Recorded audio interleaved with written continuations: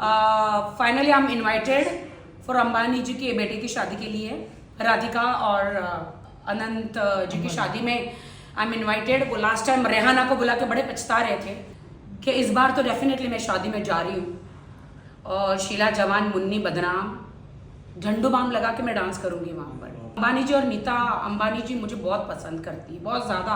मैं उनकी फेवरेट हूँ, पता है कि नहीं आप लोगों को?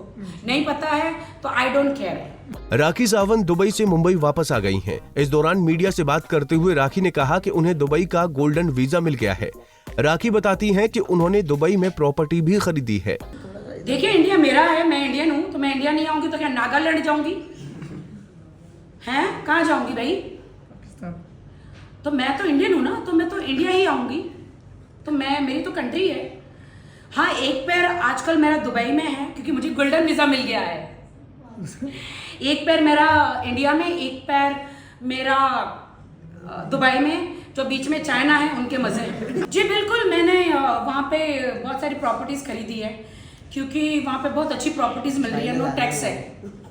तो जहाँ वहाँ पे टैक्स नहीं है तो मेरे ख्याल से कि मैंने वहाँ पे अच्छा एक फ्लैट लिया है। राखी बताती हैं कि उन्हें इस बार अंबानी परिवार ने अपने छोटे बेटे अनंत की शादी के लिए इनवाइट किया है, जहां वो रेहाना की जगह पर परफॉर्मेंस देंगी।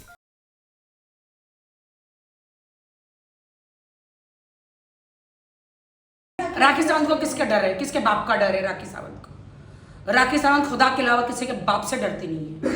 किसी के बाप से नहीं डरती राखी सावंत, सिर्फ खुदा से डरती है और गद्दार लोगों से डरती है, बस।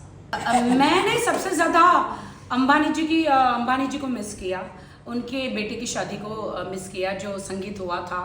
क्या हुआ था? Pre wedding. हाँ, प्री वेडिंग। अभी फिलहाल मैं दुबई से मुंबई आई हूँ। Finally I am invited for Ambani ji की बेटे की शादी के लिए, राधिका और अनंत जी की शादी में आई एम इन्वाइटेड। वो लास्ट टाइम रेहाना को बुला के बड़े पछता रहे थे। 1000 करोड़ दे दिया उनको ना, कितना। इस बार उन्होंने मुझे बुलाया है। मेरे इतना आप लोगों ने, इतना हाइप आप लोगों ने मुझे दे दिया, थैंक यू मीडिया, कि इस बार तो डेफिनेटली मैं शादी में जा रही हूँ, और शीला जवान मुन्नी बदनाम झंडू बाम लगा के मैं डांस करूंगी वहां पर। जी जी जी। और पूरा जो फ्लोर है ना, वो मैं फाड़ दूंगी इस बार तो उनके बेटे की शादी में, अंबानी जी के।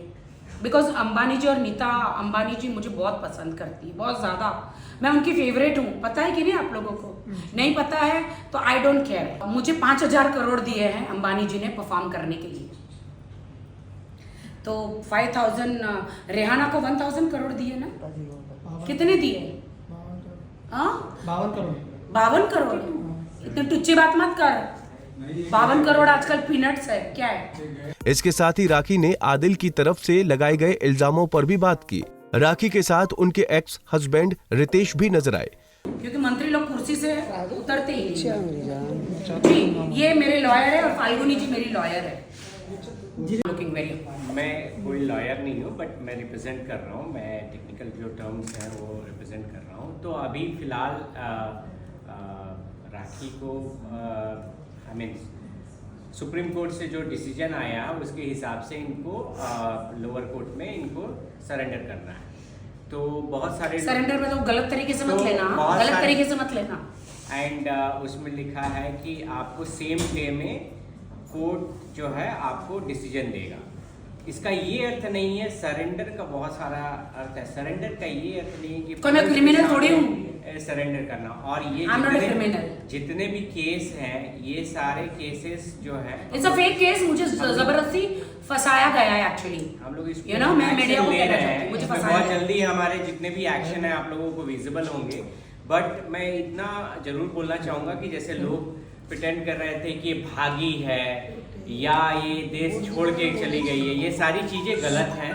क्योंकि हम लोग कहीं भी अगर देश छोड़ के हम लोग कहीं भागे नहीं है। हम लोग इतने समझदार जरूर हैं कि ये एंटीसिपलरी बेल हम लोग सुप्रीम कोर्ट तक लेके गए हैं। एंटीसिपलरी बेल का ये अर्थ नहीं है कि मैं अरेस्ट हो जाऊंगा। अरे भाई, हिंदुस्तान में छिपते भी हैं तो केस हो जाता है। आपको अगर किसी भी अरेस्ट करने के लिए आपको पहले तो वारंट चाहिए। नहीं, ये सारी बातें, तो ये सारी चीजें हैं।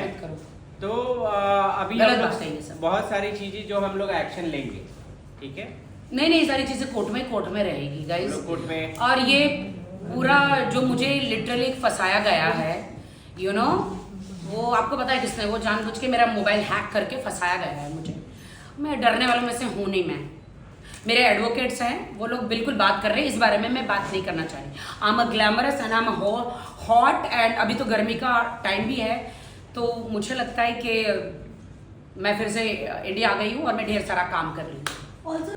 मैं तो यहाँ सामने हूँ, आप लोगों के सामने हूँ। अगर मैं कहीं गलत होती तो मेरे साथ ज़रूर कुछ बुरा होता, बट खुदा की आशीर्वाद से और सारे मीडिया के और जनता के आशीर्वाद से मैं सही सलामत हूँ। और मैं बिल्कुल भी कहीं भागने वालों में से हूँ नहीं। पूनम पांडे जी की तरह बिल्कुल नहीं हूँ कि कल मर गए और आज जिंदा हो गई। मैं वैसी नहीं हूँ, मैं हमेशा स्थिर हूँ। राखी ने सलमान खान को सलाह देते हुए कहा कि वो ईद पर बालकनी में न खड़े हों। कि मैं बस एक ही हाथ जोड़ के बोलूँगी सलमान भाई को कि वो बालकनी में आते हैं, कभी ना खड़े हो। यू नो, ईद में और त्योहारों में आते हैं ना, तो उनके फैंस के लिए है ना, मुझे लगता है कोई भी बड़ी होटल बुक करके वहाँ पे आ सकते हैं जहाँ सिक्योरिटी हो।